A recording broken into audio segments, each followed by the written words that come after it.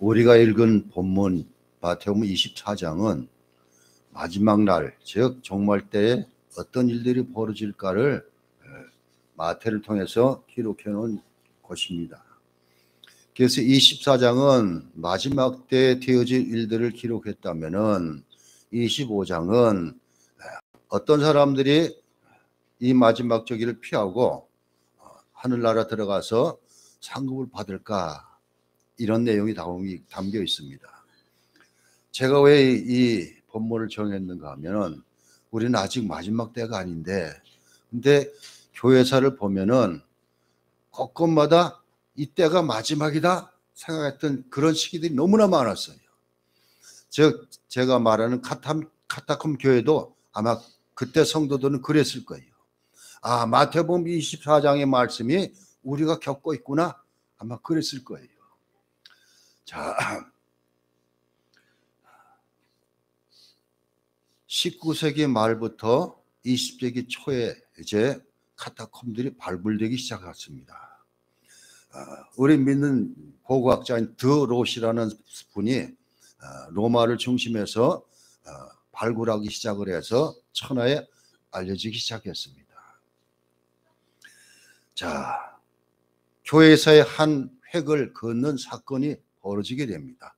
이 카타콤은 거의 3세기 정도까지 되어서 이루어졌던 것들입니다. 4세기 초에 이제 콘스탄티누스 대제가 기독교를 공인하고, 이게 313년 밀라노 칙령입니다. 그리고 로마의 국교로 인정을 합니다. 그리고 이제 최초로 325년에 니케아에서 처음 종교회의가 일어나는데, 그때 예수가 누구신가, 이것 때문에 종교회의가 열립니다. 아리우스라는 북아프리카 장로가 예수는 하늘보다 열등하다, 이렇게 주장했습니다. 피조물에 불과하다. 그렇기 때문에 니케아에서 신학자들이 모여서 예수는 하나님과 동일 본질이다, 이런 안을 내가지고 아리우스는 정죄되고, 그 전까지, 즉 3세기, 즉 4세기 초 전까지 계속해서 교회는 핍박 받았습니다. 아예 처음부터 핍박 받았습니다. 처음에 교회가 세워졌을 때는 아마 그때가 주님이 이제 부활 승천하신 후에 마가다락방에 모였던 백신문도들이 모여서 자연히 교회가 시작이 됐고, 그때부터 누구로부터 박해를 받기 시작했는가 하면 유대인들에게 박해를 받기 시작합니다. 그러니까 예수님께서도 유대인의 송사 때문에 십자가 죽으셨고, 그리고 초대교회는 전부 유대인들이 기독교인들을 로마 당국에 고발을 하고, 이런 식으로 해가지고 엄청나게 핍박을 받았습니다. 아무튼 이런 핍박이 오래되니까 300년에 걸쳐서 이 핍박이 일어나니까 우리가 오늘 읽었는데, 그때 많은 사람들이 배교했습니다. 너무나 혹독한 핍박 때문에 예수 믿는 걸 포기하고, 그래서 로마가 시키는 대로 했었고, 그래서 오늘 본문에 보니까 9절에 보니까 그때의 사람들이, 많은 사람이 시족하게 되면 서로 잡아주고 서로 미워하겠으며, 9절 10절에 같이 믿었던 사람들이 고발하기도 하고, 이런 일들이 벌어졌습니다. 자, 너무나 핍박이 250년, 300년 어간까지 그렇게 핍박을 받자 교인들은 지상에 있을 수가 없었습니다. 드러나기 때문에. 그리고 당시에는 기독교인들을 어떻게 로마 당국에서 인정했는가 하면은, 저 사람들은 비밀이 모이는 결사단체다. 그리고 저들은 피를 마신다고 그러고, 그래서 아이들을 잡아서 그 피를 마신다, 이러고 또 떡을 떼는 걸 가지고 그런 식인 풍습을 가지고 있다, 이렇게 말하고 있고, 저들은 비밀리에 밤에 모여가지고 난잡한 일들을 한다, 이런 것이 떠돌고 있었습니다. 그러니까 기독교인들은 세상에 드러날 수가 없어요. 드러나면은 모든 것이 막힙니다. 사고 파는 것도 못하고 이러니까 자연히 이 카타콤이라는 건 원래 지하 무덤이라는 곳인데 그곳을 찾아 들어가기 시작했습니다. 그래서 이 로마의 이 카타콤 그 흙들은 모래흙 같은데 또 단단하기도 한데요. 근데 쉽게 파지고 그리고 무너지지 않고, 그래서 교인들은 지하 무덤에 들어가서 파르고 내려가서 얼마나 많이 깊이 들어갔는지, 그래서 한 번 들어가면은 잃어버리면 나올 수 없는 정도로 그렇게 위로를 만들어 놓고 그렇게 시작을 했습니다. 자,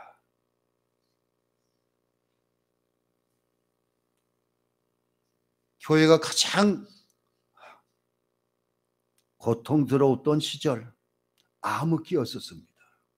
즉 세상을 보지 못하고 빛을 보지 못하고 지하에 들어가 가지고 거기서 서로 모여서, 그리고 그 카타콤 안에는 두 사람이 지나갈 수 있는 요 폭으로 길이 만들어지고, 그리고 넓은 곳을 만들어 놓고 거기서 잠시 모이고 예배도 하는 곳이 됐고, 사람이 죽으면 옆에다 파가지고 거기다 묻고 돌로 막아놓고, 그래서 카타콤을 발굴하면서 그 무덤을 몇 개인가 봤더니 200명 가게 된다 그러더라고요. 로마에 있는 게 아니라 각 처에서 로마가 가장 큰 규모로 발굴됐지만, 그래서 이걸 다 합치니까 200만 정도가 된다 그래요. 얼마나 많은 사람들이 그 안에서 죽었는가 알 수가 있습니다. 자, 자연히 이들은 이 어둠 속에서 있으면서 모이를 힘쓰고 그리고 예배하고, 그러니까 자연스럽게 교회가 태생됩니다. 그래서 지하 교회가 이렇게 세워진 것입니다. 자, 그런데 19세기 말부터 20세기 초에 이것이 발굴된 다음부터는 어떤 일들이 벌어지는가? 이 지하 카타콤 교회가 순례 여행지로 바뀌어지고 맙니다. 4세기경부터는 순례지로 변모합니다. 많은 믿는 사람들이 이곳을 찾아서, 그래서 이곳에 어떤 일이 벌어졌는가, 옛날 우리 신앙의 믿음의 선배들이 여기서 어떻게 신앙생활하고 그것을 살펴보기 위해서 그렇게 성지 순례를 하는 것처럼 그렇게 순례지로 여겨졌습니다. 70인역을 성경을 번역했던 제롬이라는 신학자는 15살 때에 이 여기를 순례길을 갔었대요. 그런데 그가 너무나 어둡고 칙칙하고 그런 가운데 무덤이 곳곳에 이것을 보고서 너무나 놀랐다, 이렇게 스스로 적고 있었습니다. 자, 이들은 영원한 시간을 지옥과 같은 곳에서 지냈습니다. 거의 300년 걸쳐서 이루어졌습니다. 자, 그런 다음에 어떤 일이 벌어졌는가? 성자 유물을 숭배하는 이런 것들이 생겨났습니다. 이 안에서 많은 사람이 죽어갔기 때문에, 그래서 이들이 남겨놨던 유물들, 이것이 뭐 신령한 힘을 가지고 있을 것이다, 이래서 성자 유물을 믿는 미신 행위가 그렇게 벌어졌고, 그래서 우리가 이제 뒤에 나중에 같이 배울 것인데, 십자군 전쟁이 1회부터 10차에 걸쳐서 십자군 전쟁이 일어나는데, 그때 어떤 일이 벌어졌는가? 대부분 그들도 십자군 전쟁 원정 나가면서 뭘 가지고 나가 내가 살 수 있을까? 이게 다 먼저 돌아가신 성도들의 뼈조각이니 뭐니 머리카락이니 이런 걸 가지고 나갔다 그러더라고요. 그러니까 자연스럽게 그런 사람들의 유물이 미신적 대상이 되기도 했고 이랬습니다. 그런데 이 유물 사상은 그대로 이어져 가지고 로마 캐토릭 교회에서 그대로 이어받았습니다. 그래서 캐토릭 교회는 예수님에게만 기도해야 되는데 모든 사람에게 다 성자라고 부름받은 사람을 그 사람께 기도하면 된다, 이렇게 얘기를 하고 있습니다. 자, 이 카타콤 교회는 이렇게 시작이 됐습니다. 자, 첫 번째, 카타콤 그 묘지에서 나온 유물들이 무엇인가? 말씀드렸지만 19세기 말부터 20세기 초에 발굴되기 시작했다 이랬습니다.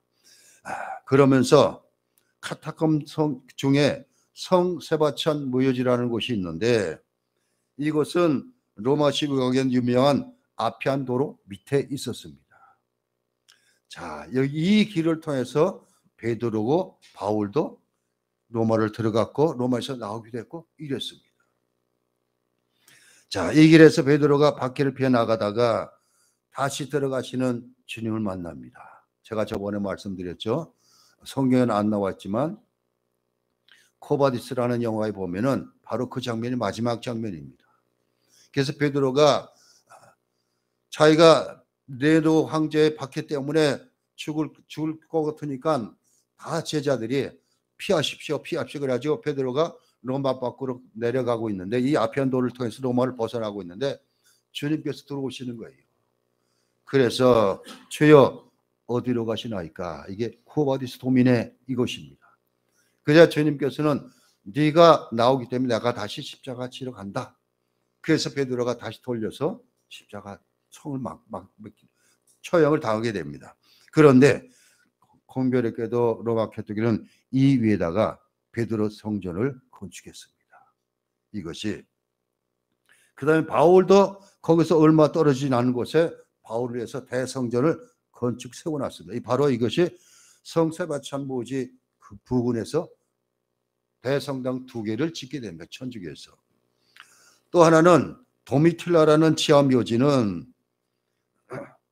베스피아누스 황제의 조카 딸 폴라비아 도미틸라 이름을 따서 지은 것인데 그녀는 스스로 그리스도를 주로 고백한 죄로 이 베스피안 황제 다음에 도미티안 황제 때에 섬으로 유배 갔다가 그리고 그 황제 조카 딸이기 때문에 높은 지에 있었잖아요. 근데 도미티안 때문에 섬으로 유배 갔고 그 두 몸종들은 베드로에게 세례를 받기도 했고 이래서 순결당합니다. 도미틸라. 그런데 이 도미틸라 지하묘지에 어떤 사람 얘기가 나온가 하면 베드로닐라라는 여성이 나옵니다.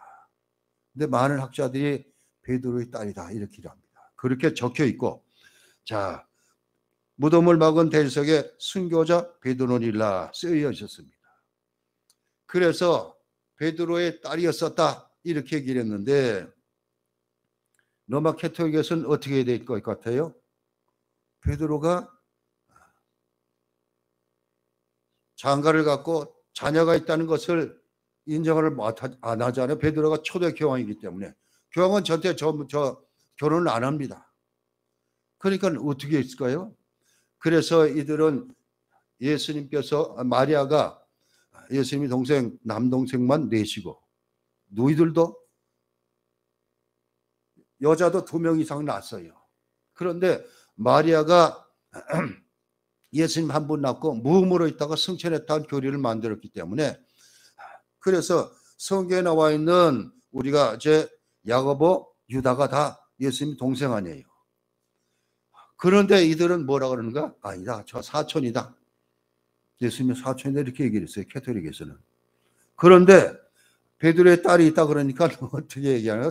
천주교에서는 자 자녀가 없다는 것을 주장하기 위해서 마가가 베드로의 영적 아들이듯이 베드로닐라도 영적 딸이다. 이렇게 천주교에서 가르쳤어요. 그렇지만 이 묘지를 통해 가지고 참 경교롭게도 베드로 대성전이 지어졌고 그리고 바울의 대성전도 지어졌고 그리고 이 안에 이런 베드로의 딸도 숭배해서 장사 무덤이 있었다 이런 것을 밝혀주고 있습니다. 자, 이 안에는 이들이 살았던 곳이기 때문에 너무나 많은 유품들이 있었습니다. 우리가 상상할 수 없는 모든 것들이 다 유품으로 그렇게 되어 있었습니다. 자, 그리고 유품이 있었다마는 또 하나는 그림이 있었습니다. 벽에다가. 그리고 하나는 글씨가 써 있는 게 있었습니다. 대부분 벽과 천장에 해를 바르고 그림을 그리시겠습니다. 근데 대부분 어떤 그림들인가? 여러 가지 기독의 상징, 성의 역사의 장면들을 이렇게 그려놓고 있습니다. 그리고 우리가 늘 알듯이 물고기 모양의 이것이 나옵니다. 자, 물고기 형상은 익투스라는 헬라어 첫자를 다 떠가지고 기록한 것인데, 이것은 예수 그리스도 하나님의 아들 구세주 이런 뜻입니다. 자, 이런 것들이 그려져 있었습니다.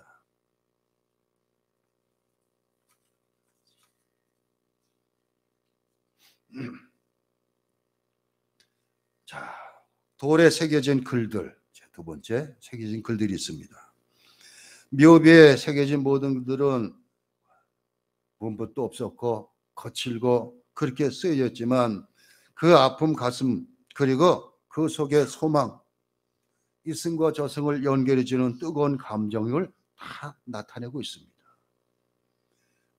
대부분 묘비들은 라틴어나 헬라어로 쓰여져 있었습니다.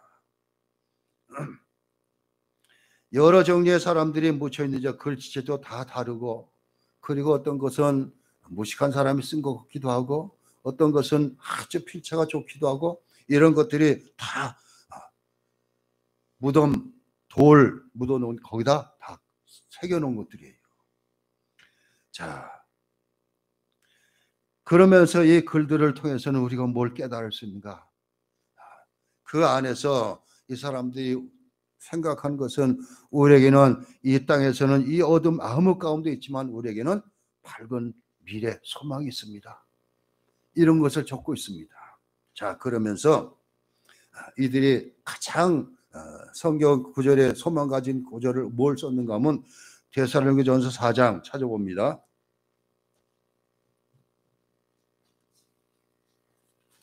데살로니가전서 4장 13절에서 18절.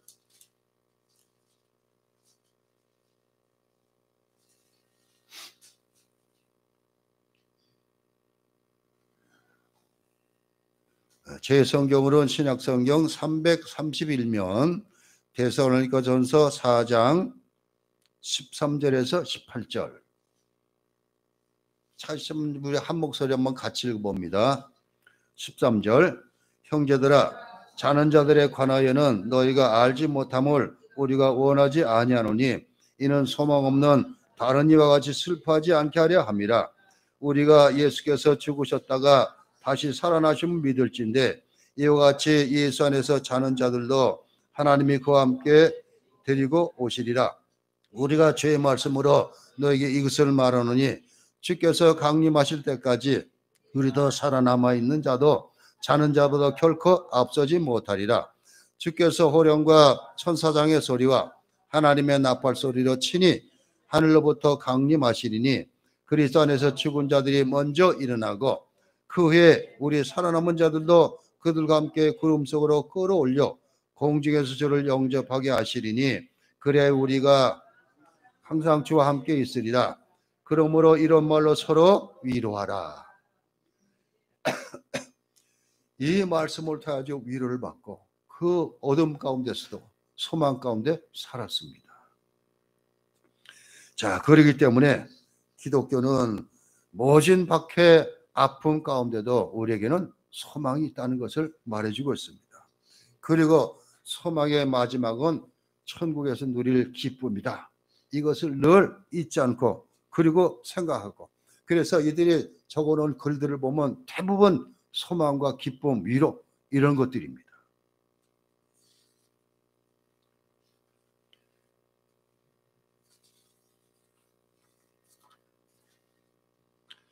자, 새겨져 있는 글들을 보면 짤막짤막하지만 평안히 잠들다, 하나님 안에 살다, 영원히 산다, 하나님께서 내 영혼을 살리시리라, 울지 마라, 사랑한 내 아들아, 죽음은 영원한 것이 아니란다.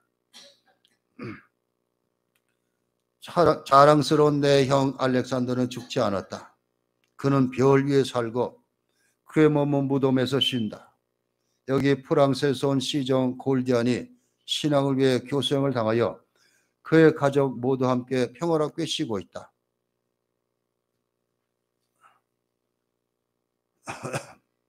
또 가족을 향한 사랑에 대해서도 말하고 있습니다. 사랑하는 그대는 영원히 살리라. 아메니루스 그의 사랑하는 그리고 복종하는 아내 루피나가 하나님이 당신의 영혼을 살리시리라. 나의 선하고 달콤한 남편 카스트로니스, 그는 61년 5개월 10일을 살았다. 사랑하는 파우스티나, 그대 하나님 앞에서 살아나리리. 존경하는 아버지 아스칸디우스, 사랑하는 어머니 레가나, 성령 안에서 다시 살리라. 아들 팩토리우스가. 이런 글들이 다 적혀 있었습니다. 자, 이런 글들을 제가 자료가 별로 없어요. 그래서 인터넷을 막 뒤져 찾았습니다. 그래가지고 카타콤에가 쳐가지고 나온 걸 찾고 해가지고 빈면 가운데 이제 이 드롯이라는 사람 발굴한 곳에서 쓰여져 있는 것, 그것을 몇 가지 알려드리겠습니다. 사랑하는 카리아코스, 내 다정한 아들에게 내가 성령 안에서 생명을 누리기를 원한다. 두 번째, 예수 그리스도 하나님의 아들 구주, 4년 5개월 26일을 살다간 착하고 순수한 아들을 목자께 위탁합니다. 아이의 부모 바탈리스와 마르켈리나. 세 번째, 영원히 잠들라. 8개월 16일을 살다간 아울렐리우스 레밀루스 그의 어머니가 사나 아들을 위해 이것을 만들었다. 평안하라 바실라여, 당신께 순결한 게밀루스를 위탁하나이다. 바실라 부인 성인 바실라입니다. 성인 바실라를 통해서 쓴 겁니다. 저의 크레센티우스와 마케나는 당신께 10개월 며칠을 살다간 저희 딸 크레산티나를 위탁하나이다. 다섯 번째, 아나톨리우스가 7년 7개월 20일을 살다가 간 사난 아들을 위해 이것을 만들다. 내게나 내가 주 예선에 살기를 바란다. 61년 5개월 10일을 살다간 선량하고 다정한 내 남편 카스토리누스에게 그 애가 이것을 만들었다. 하나님 안에서 사시기를. 사랑하는 파우스티나, 당신의 하나님 안에서 살기를. 불로사 30일을 살다간 그대를 하나님께서 살려주시기를. 9월 11일 때 죽음 그리스도 안에서 아가페 그대가 영원히 살게 되기를. 이렇게 쓰고 있습니다.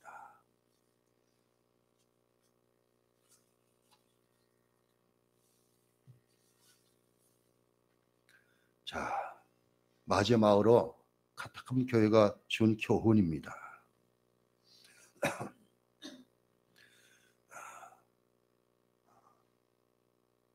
가장 힘들고 어려웠지만 하나님께서는 이 교회를 통해서 가장 영광을 받으셨을 것입니다. 즉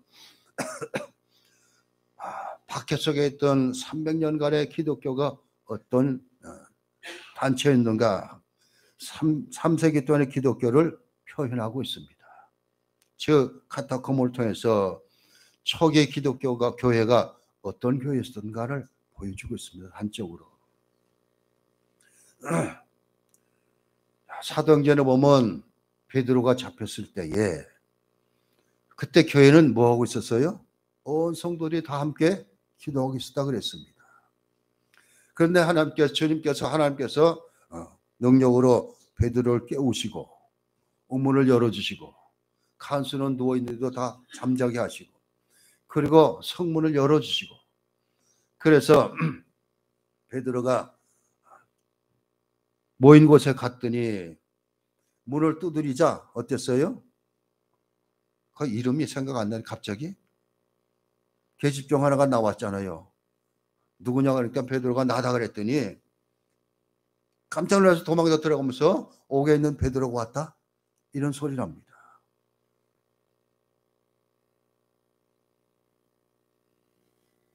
자, 이렇듯이 초대교부터 시작을 해서 얼마나 교회가 핍박을 받았는지 상상할 수도 없었습니다. 자, 우리나라의 일제강점기 때에 참 부끄러운 얘기지만 이제 예수교 장로교회가 갈라지기 전이죠. 다 하나 있을 때. 그때 신사참배를 결의했잖아요. 총회에서.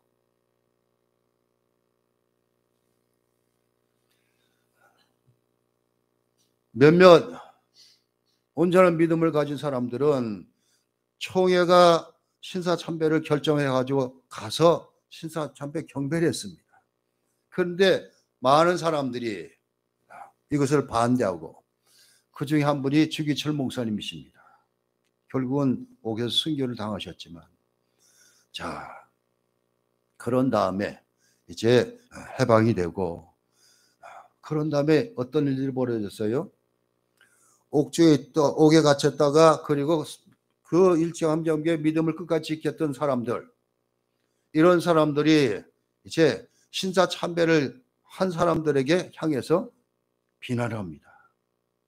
아마 그들도 목숨 때문에 그렇게 했지만, 그렇게 해서 갈라진 것이, 우리 총에서 갈라진 것이 고신이 갈라져 나옵니다. 경상남도 지방에서 특히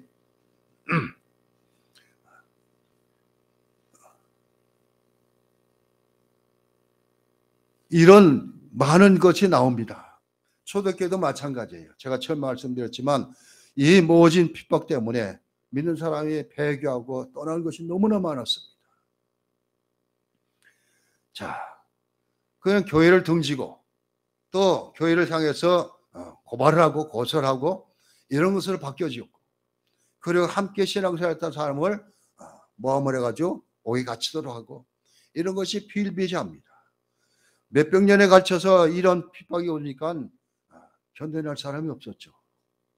그렇지만 그래도 끝까지 믿음을 지킨 사람들은 지하로 들어가서 교회를 유지하고, 자, 그래서 주님을 주인으로 섬기는 교회는, 그리고 그 교회에 속해 있는 성도들은 어떤 믿음을 가지고 살 것인 것을 바로 보여주고 있습니다. 나중에 이제 제가 인터넷에 하나 찾은 것을 소개해 드리겠는데, 그때 그걸 보시면 좀 이해가 될 거예요. 자, 그 환난 핍박 가운데도 끝까지 믿음을 지킨 사람들이 대부분 다 지하에 들어갔던 사람들입니다. 그러니까 이 사람들은 정말 예수님 때문에 자기 인생을 다 포기하고 그 주님을 위해서만, 그리고 주님께서 세우신 교회를 지키기 위해서 몇백 년을 그렇게 했습니다. 많은 사람, 대다수의 사람이 전부 배반하고 갔지만 우리 주님께서도 그러셨어요. 자, 예수님께서 마태복음 16장 기점을 통해서 이제부터 내가 예루살렘에 올라가서 십자가 못 박힐 것이다 그랬더니 그러지 마십시오 그랬었잖아요. 그렇지만 실제로 그렇게 됐어요. 자, 몇천 명이 모였었고 주님을 따랐습니다. 너무나 좋으니까 예수님을 왕으로 삼겠다는 그런 세력도 있었습니다. 자, 그러자 예수님께서는 어떻게 하셨어요? 이제부터 내가 예루살렘 올라가서 십자가 매달려 죽고 사흘 만에 다시 살아난다, 부활할 것이다, 이렇게 했더니 대다수의 사람들이 다 떠나갔다 그랬습니다. 남은 사람은 별로 없었어요. 12사도 비롯해서 120문도, 120명 정도가 남았어요. 몇천 명이 따라갔던 그 수가 다 없어졌어요. 그랬듯이 그렇게 환난과 핍박이 오면은 그럴 수뿐이 없어요. 그런데 초대교회 이 카타콤 교회 성도들은 끝까지 믿음을 지키는 거예요. 순교를 당하면서까지도. 바로 하나님께서 왜 카타콤 교회를 통해서 영광을 받으셨을까? 이것 때문이에요. 예수 믿는 믿음 포기하지 않고 끝까지 주님만 바라보고 이랬기 때문에. 오늘날을 생각하면은 과연 우리는 그럴 수 있을까? 마지막에 제가 한번 말씀을 드리겠습니다.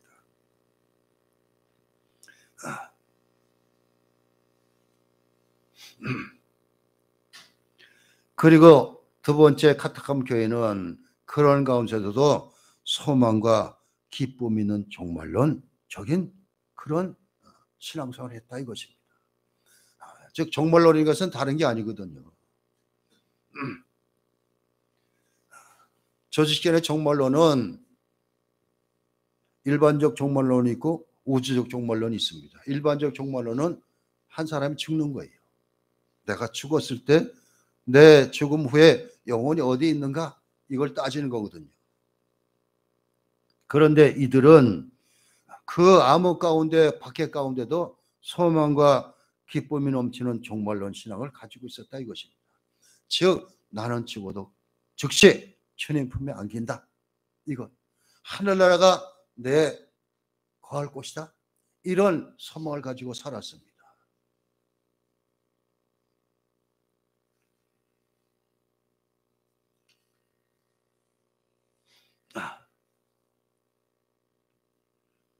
자, 그리고 이제 카타콤 교회가 우리에게 교훈을 주는 세 번째는 바로 하나님의 영광입니다.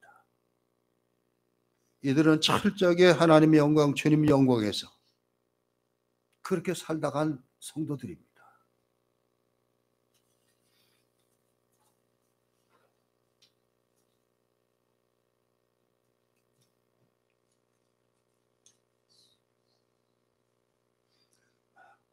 마지막 네 번째로 카타콤 교회가 우리를 통해서 주시는 거는 교훈은 이 순교자들의 군대는 보잘것없는 인간이 얼마나 위대해질 수 있는가를 보여주고 있습니다. 한 사람의 생명을 그렇게 허지작 버리면서 주의 영을 드러내는 것이 정말 그 한 사람 한 사람 얼마나 위대한가를 보여주고 있습니다. 자, 인터넷을 뒤지다가 우연히 천수답의 새벽 묵상이라는 사이트를 찾았습니다. 여기저기 뒤지다가 카타콤 뒤지다가 찾았어요. 어느 목사님이 새벽 묵상을 한 것을 자기는 천수답의 새벽 묵상 이렇게 해서 사이트를 올려놨더라고요. 거기에서 530번째 이야기 카타콤의 순교자 이렇게 해가지고 묵상한 것이 나옵니다. 그러면서 한 소년이 로마 당국에 잡혀가지고 신문 받는 그 내용을 적어놓고 있습니다. 내 이름은 마카스 셀비리 폴리오입니다. 나이는 13세입니다. 너는 크리스천이라는 죄에 대해서 신문 받고 있다 하고 싶은 말이 있는가? 나는 아무 죄도 범하지 않았습니다. 나는 크리스천입니다. 그리고 여러 사람 앞에서 이렇게 고백하는 것은 나의 최고의 기쁨입니다. 13살 소년이 이랬대요. 너희는 하는 말마다 다 모두 똑같은 말이다. 그들은 한 가지 공식을 가지고 있다. 너는 내가 범한 죄가 얼마나 어마어마한지를 알고 있는가? 나는 아무 죄도 범하지 않았습니다. 나의 신앙은 하나님을 경외하고 황제를 존경할 것을 가르치고 있습니다. 나는 올바른 법률에는 모두 복종하고 있으며 반역한 적은 없습니다. 나는 크리스천입니다. 그러나 반역자는 아닙니다. 이 천수답의 새벽 묵상에서는 카타콤 순교에서 나온 일부분이다. 로마의 영예로운 귀족 가문의 한 어린아이가, 이것도 귀족 가문이 뭐예요? 예수님을 받아들이고 마지막 사형 직전에 신문을 받으면서 재판관과 나누는 대화의 장면. 마커스는 자신의 신앙을 포기하면 살려주겠다면서 목숨이 아깝지 않느냐는 재판관의 신문에 그렇게 대답했습니다. 자, 이렇게 대답합니다. 그분은 죽음을 극복하는 힘을 나에게 주십니다. 나는 두려워하지 않겠습니다. 나는 죽음을 바로 그것을 이 비참한 생활에서 행복한 생활의 변화로 믿고 있습니다. 야석에 찢겨 죽든 불길에 타서 죽든 모두 마찬가지입니다. 그분은 내가 신앙을 관찰할 수 있도록 도와주십니다. 그분은 나를 붙들어 주시며 나의 영혼을 곧 하늘의 영원한 생활로 인도해 주실 것입니다. 당신들이 나를 위협하고 있는 죽음은 두렵지 않습니다만 당신들이 나에게 가지라고 고냐고 있는 그러한 목숨 따위의 따위 같은 것은 나에게서는 10,000,000마리 죽음보다 더 두려운 것입니다. 이렇게 순교를 당합니다. 이런 말을 하고.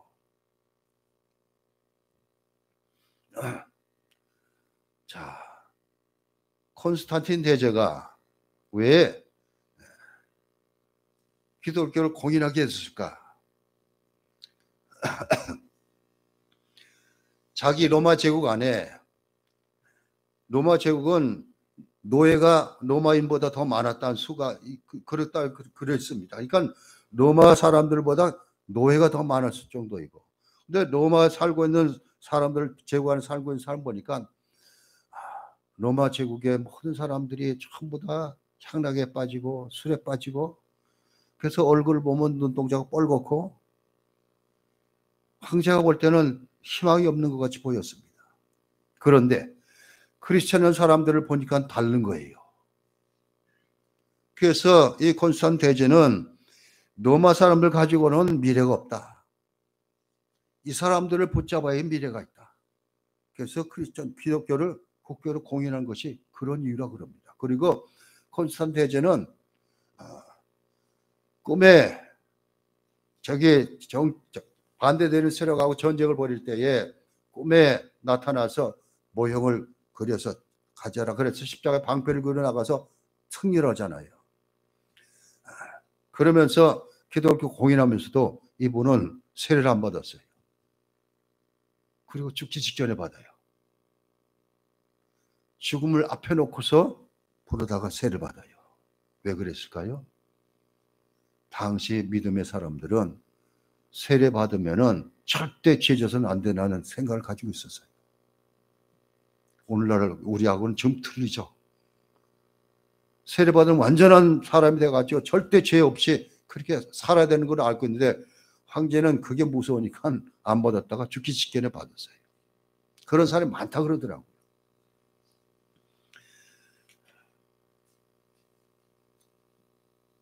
자, 이 손스탑의 새벽 묵상은 이렇게 쓰고 있습니다. 이러한 그리스도의 증인들은 극심한 박해를 받으면서도 그들의 신앙을 깨끗이 보존하였다. 그들은 온갖 편리한 것들을 다 빼앗기고 햇빛조차도 볼 수 없는 어두운 땅 속에서, 그러나 부드러운 땅의 품속에 지낸 동안 한마디의 불평도 입 밖에 내지 않았다. 그들은 믿음과 인내를 잃어버린 것도 그들로 하여금 그리스도를 믿는 신앙을 버리도록 만들 수 없었다. 시련과 박해는 그들이 받을 안식과 상급에 더 가까이 나가게 하는 발걸음에 지나지 않았다. 이렇게 쓰고 있습니다.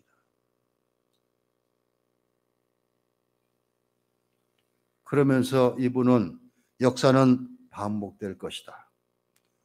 초대교회가 당한 박해는 마지막 교회에 다시 한번 재현될 것이다. 우리는 그때 13살 마커스처럼 대답할 수 있을까? 이렇게 퀘스천 마크를 붙여놨어요. 그러면서 요한계시록 2장 10절에 너는 장차 받을 고난을 두려워하지 말라. 볼지어다 마귀가 장차 너희를 가운데서 몇 사람을 옥에 던지어 시험을 받게 하리니 너희가 10일 동안 하늘을 받으리니 내가 죽도록 충성하라. 그럼 내가 생명의 관을 내게 주리니 주려는 하나님의 음성에 믿음으로 반응할 수 있는가? 이렇게 또 질문하고 있습니다. 그러면서 이런 기도로 끝입니다. 하나님 아버지, 지금 우리의 믿음을 견고히 할 수 있도록 도와주시옵소서. 십자가의 사랑에 온전히 매료되게 하시고 어떤 시련이 와도 변치 않을 강한 믿음을 지금 준비하게 하소서. 신앙이 취미가 되고 종교가 미시처럼 부적이 되어버린 요즘 우리의 믿음을 돌아보고 마지막을 준비하게 하소서. 순수하고 순결한 믿음을 간직하게 하소서. 예수님 이름으로 기도드립니다. 아멘. 이렇게 끝났습니다. 자, 오늘 우리에게 주는 그 발은 너무나 큽니다. 하나님께서는 이들을 통해서 영광 얻으셨는데 과연 오늘날 교회를 통해서 하나님께서는 영광을 받으실까? 이런 의문이 납니다.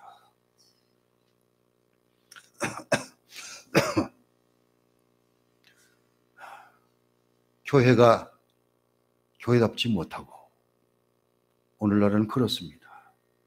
대부분의 서구 교회들은 문을 다 닫았고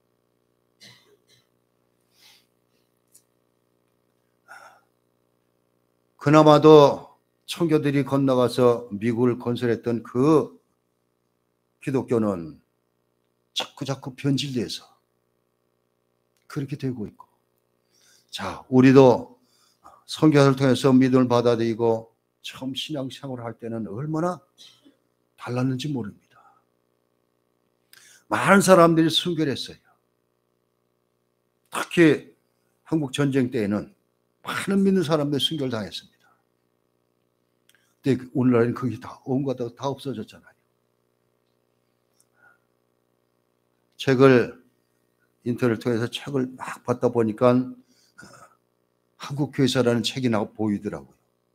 2권짜리 된 건데, 근데 이걸 사볼까 하다 아직은 못 봤는데 한번 그걸 보면서 한국 교회도 한번 교회에서도 한번 다뤄봤으면 좋겠다 하는 생각도 들더라고요. 아무튼 하나님께서 주님을 통해 세우신 교회가 하나님의 영광을 드러내기를 원하고 있는데, 그리고 성도 한 사람 한 사람을 통해서 영광 받으시기를 원하시고 있는데 과연 그럴 수 있는가? 그래야 되는데 제가 늘 말씀드리지만 예수님 믿는 믿음 절대 흔들리면 안 됩니다. 이것이 바로 천국 들어가는 문의 열쇠입니다. 다른 것도 없습니다. 자, 때가 되면 주님 다시 오십니다. 언제인지 모르지만 그때 전부 다 준비된 우리 교제의 성도들 다 되시기 바랍니다. 주님은 언제 오신다 할지라도 아멘 주 예수 어서 오시옵소서, 다 준비됐습니다. 그런 성도들이 다 되시기를 바랍니다. 여러분, 한 사람 한 사람이 말이나 행동이나 삶을 통해서 내가 하고 말하는 것, 행동하는 것, 삶을 통해서 하나님의 영광이 드러나고 있는가? 아니면 내 생각대로 살고 있는가? 늘 살펴보시기 바랍니다. 그러기 위해서는 어떻게 돼요? 다른 것도 없습니다. 하나님의 말씀은 성경을 깊이 알아가고, 즉 성경을 깊이 알아간다는 것은 다른 것 아닙니다. 읽어서는 잘 안 되니까 풀어서 설교로 하는 것을 잘 듣고, 그렇기 때문에 예배가 그만큼 중요한 것입니다. 그리고 말씀도 들고 기도하는 것뿐이 없습니다. 이래야지만 우리가 능히 이길 수 있습니다. 기도합니다. 하나님 감사합니다. 우리는 교회서를 공부하는 가운데 오늘 초대교회 가장 혹독한 박해를 받았던 카타캄 교회에 대해서 배웠습니다. 자, 이 카타캄 교회는 초기 기독교 교회가 어떠했는 것을 보여주고 있고, 그리고 초기 기독교인들이 어떤 종말론을 가지고 살고 있는지, 그리고 저들에게는 오직 주 예수뿐이었던 것을 알고 있고, 그리고 이들을 통해서는 오직 하나님의 영광이 드러났음을 우리는 알았습니다. 우리도 바로 이러한 삶을 살기를 원합니다. 하나님, 초기 기독교 교회와 같이 우리 겨자식 교회도 정말 주님 붙들고 주의 영광을 드러내는, 주님 말씀에 순종하고 영적 적에서 승리하는 성도들 다 되게 해 주옵소서. 그래서 주님 오실 때 잘했다 칭찬되는 우리 모두 되게 해 주옵소서. 예수 그리스도 이름으로 기도하옵나이다. 아멘.